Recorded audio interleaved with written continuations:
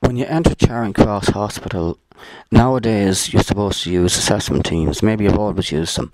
But when you use an assessment team and someone goes in front of a little sort of round table of doctors, whatever system you set up, or a few doctors look at the person, is one of those doctors trained in looking out for autism?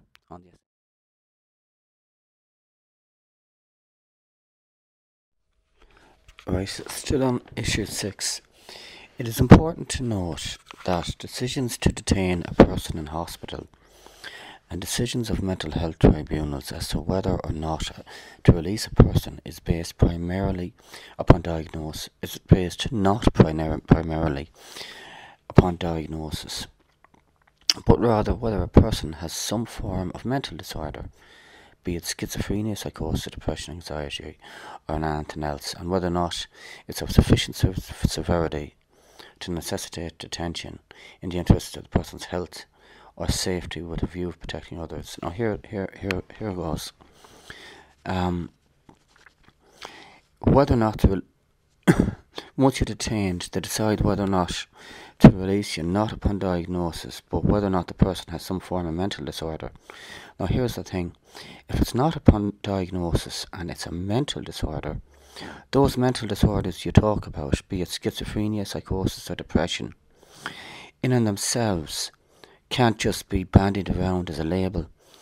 They're actually descriptions of a mental illness. Now, you can't tell me schizophrenia isn't a mental illness. So it's based on whether you have a mental disorder like mental illness. Now, it's not based on diagnosis. Those mental disorders, those mental illnesses like schizophrenia, are in themselves mental illnesses that, in order to have legal authority to detain someone of that description of a mental illness, that requires, in my mind, a diagnosis. You can't say that it's nothing to do with holding a person in a hospital because you're saying he's schizophrenia, and then say there's no diagnosis for the schizophrenia. So where does the basis of holding them comes from in saying that label is true? To say that label is true, it has to be based on a diagnosis. Now you're saying it's not based on a diagnosis, and I'd like for you to clear that up and address that, because you can't be having people in there and saying you're not putting them in there on diagnosis, and then you bandy around labels like schizophrenia. Okay, the other bit's easy. You get detained in the hospital in the interest of the person's health or safety with a view of protecting others. Now, I've no history of violence, etc. While I was in the hospital, I didn't exhibit any type of... Show me where I exhibited behaviour where it was a danger to myself, where that was documented or observed. And protecting others, I didn't have a go at anyone. I was peaceful when I was in there.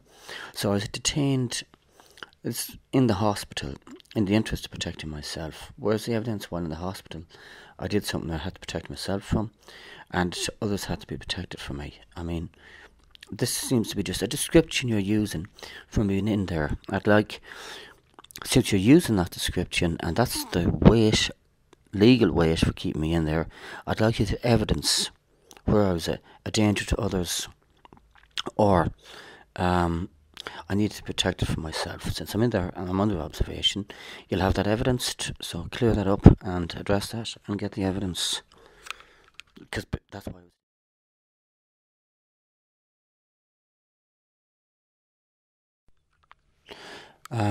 I was not unlawfully detained because 2 doctors provided medical recommendations stating that I suffered from a mental disorder. Would that mental disorder be schizophrenia? And is